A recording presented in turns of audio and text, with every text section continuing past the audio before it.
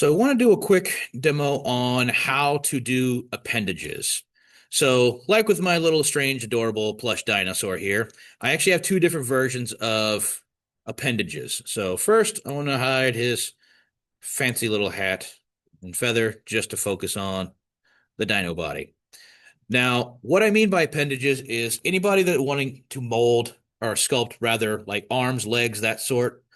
Um, some of you're going to find other ways. Some of you, if it's more flat work or anything like that, it might make more sense to build the bulk of your thing with the form environment, and then the rest is like sketch and emboss or extrude.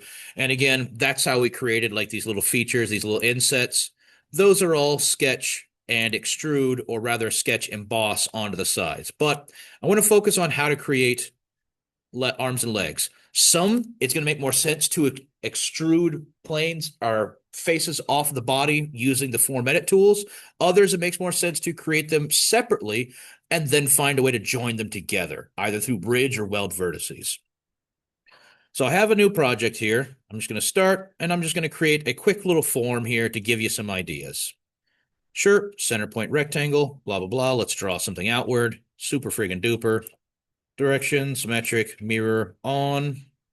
Sure, length symmetry. That works. We'll just pretend that works. Okay.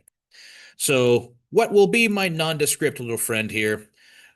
A lot of this, we're going to use things like edit form. So in this case, I don't know, just to pretend real quick, remember you could press and hold Alt and then drag outward, and you will create extrusions.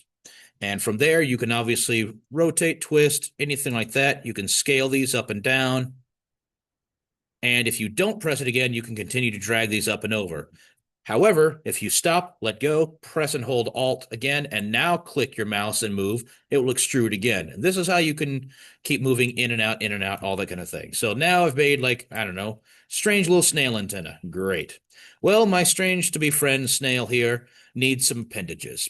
And I want to do this two different ways. First way would be the simple way of just extruding straight out. So right here, might make sense to just, again, Alt, or if you're on Mac, press and hold Option, which is also the Alt key on your keyboard. Press and hold, click and drag. But maybe that was too large. So let's Control Z that. And first, I want to shrink this area. So I'm going to use the Insert Edge tool, which just inserts a line and edge. And let's pick right about there. Yeah, that's going to go right in the middle. I have symmetry on, so it'll do it to both sides. So that just adds a teeny bit of complexity right there. So remember, I can now use the form edit space.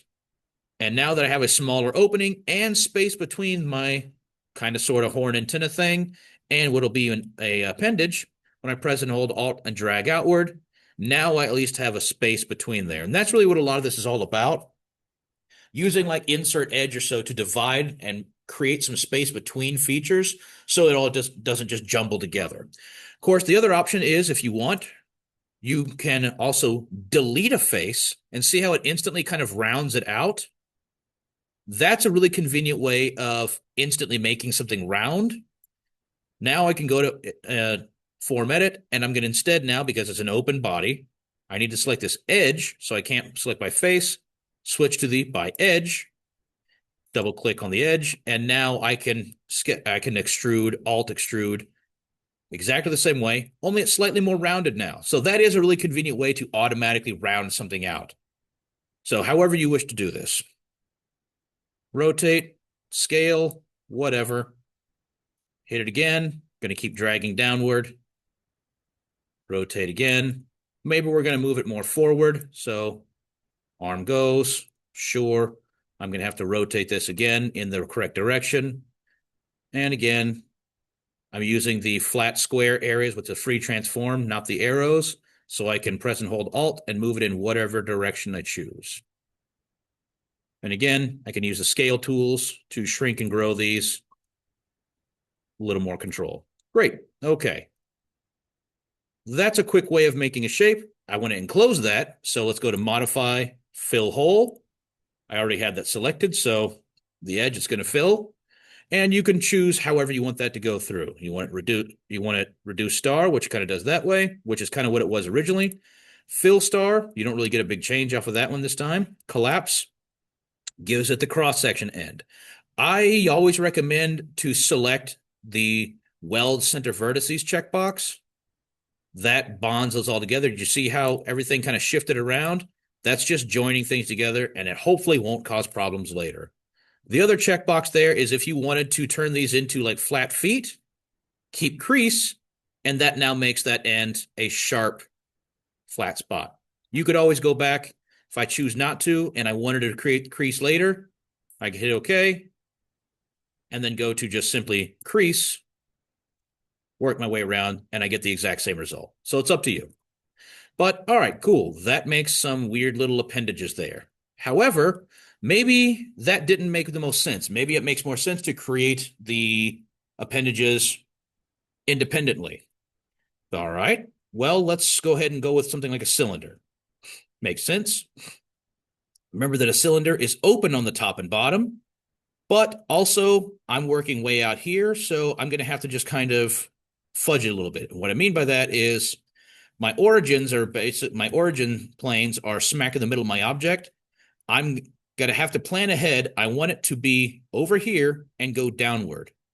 So underneath one of the legs and go, or one of the appendages and go downward. So I'm going to have to make this looking straight up and down. I'm going to make it like out here. Sure, whatever, about that biggish. And then let's go ahead and orbit around, and I'll drag it downward some. And I say some because I can, of course, move this into position afterwards, which is what I'm going to do. But all right, that's a generally good shape. Before I hit OK, I want to do a couple of things. Like one, I want to shrink the number of faces I have available. 3 sounds reasonable, but I have 8 in the round. I don't want that. Let's say more like 6. That seems about right. Remember, if you go too small, like anything below that, it starts to turn more angular because, well, you can't have a round thing with 3 sides. That turns into a triangle. So 6 is a pretty good round number. Other thing is it has a leftover right now of circular symmetry. Definitely don't want that.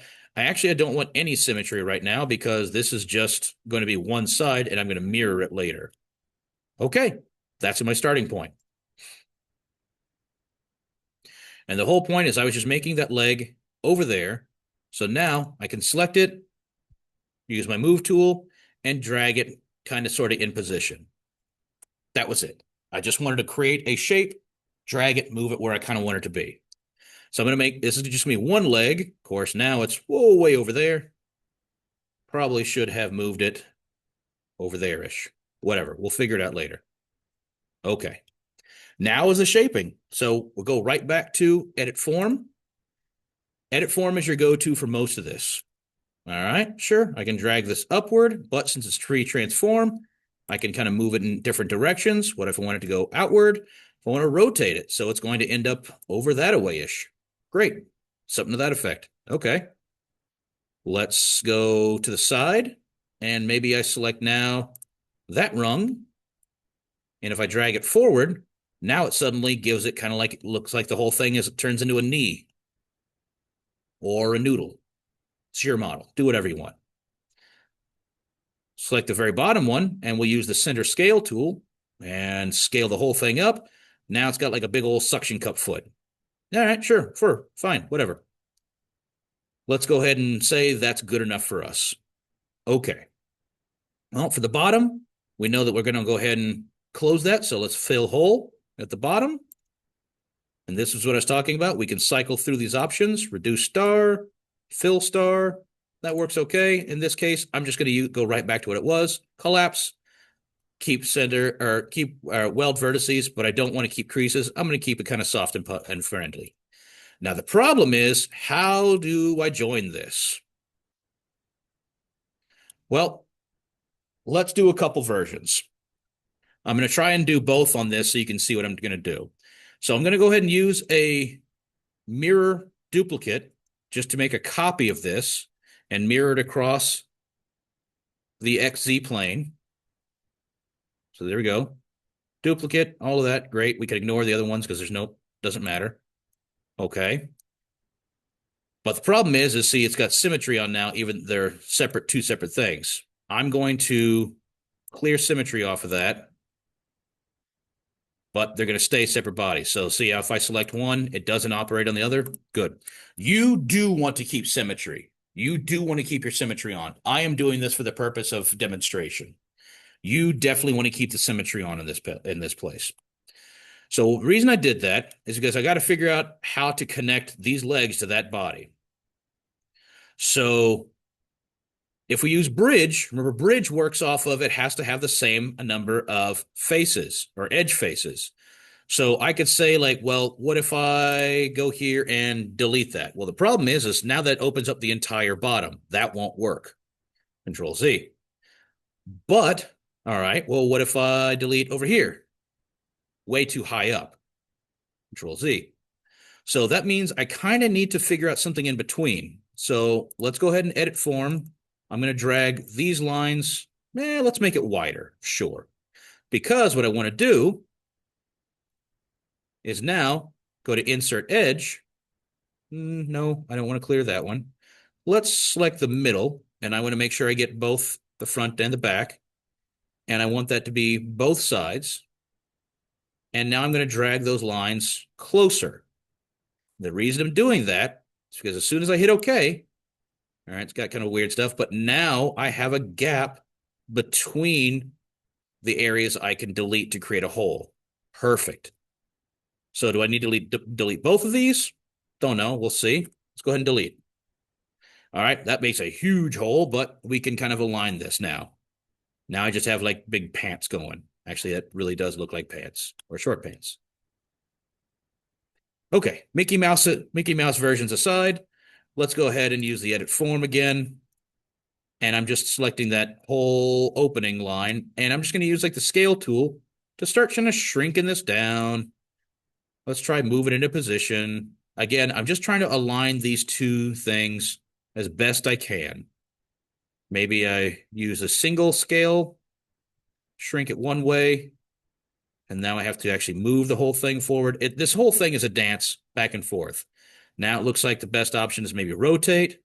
All right, that actually gets us pretty darn close. And great thing, that ends up actually giving us the same number of faces. We have six in the bottom. One, 2, 3, 4, 5, 6. On top, 1, 2, 3, 4, 5, 6. Awesome. So in this case, I have an option now. On one side, I disabled the symmetry, and I'm going to get an error in a moment, but we're going to ignore that. I have an option of either, let me go ahead and save there because it never hurts to save. Oops, I didn't save to begin with. Example, Appendages. Okay. So I can either use, the two go-tos would be bridge, which we used before, which is like a loft between two disparate edges, or we can actually like bond them together through weld vertices. And I'll show you what that ends up looking like. So the bridge tool first, we select one side. So we'll just go over here, double click that side, see it all turns yellow. Good. Toolbox, side 2, double click the other side. Getting a warning. Why is it periodic to non-periodic? They are the same.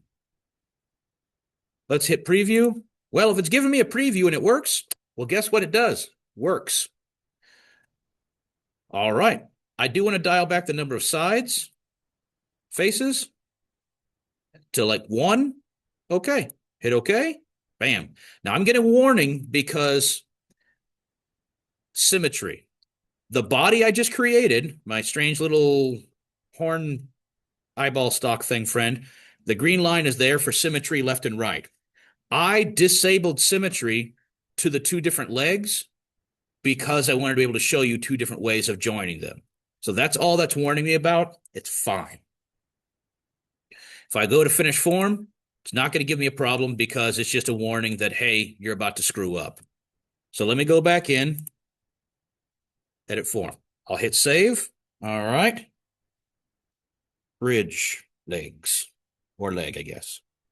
All right. So the other option would be Weld Vertices.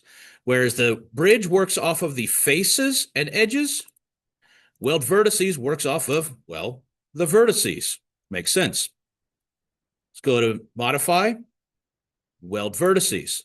You have the two options, vertex to vertex, operates off of the first thing you select is what will move. The second thing you select is where that vertex will move to. Or you have the other option, which I usually like, vertex to midpoint, they just meet in the middle. Work your way through just like you're sewing it together. Top to bottom or bottom to top. It does not matter. We just have to work our way all the way around. It goes 1, 2, 1, 2. That's the most of the progression. Obviously, you're going to get different results if you go vertex to vertex, because one vertex is meeting the other one, whereas this one is just joining them together, or rather meeting them in the middle. And there you go. That worked out surprisingly well. Hit OK. Now, again, I'm getting that error because the symmetry is different. But that worked out really well. The problem comes in when you have to kind of like fudge lines and things like that. But what I mean by that is you have to create a space. As in, all right, that worked surprisingly well. Weld vertices. Oops. Forgot how to spell vertices again. And I know that's not right either, but I'm moving on. But let's say I want to add like, like with this one. Oh, I already closed my little dyno. That cylinder clearly did not make a clean connection, but I could have made some more adjustments. And really that comes down to just cutting up the face. Let me change the visual style to visible edges only. That'll clean it up a little bit so you can see what I'm doing. It'll just make it a little bit cleaner. But ultimately, as long as you are able to use like insert edge to add some edges, things like that, as long as you can make the number of edges or vertices match, and you can use the form edit tools to get the holes, the openings about the right size, about the right position, you can either use bridge or weld vertices to join two disparate parts together.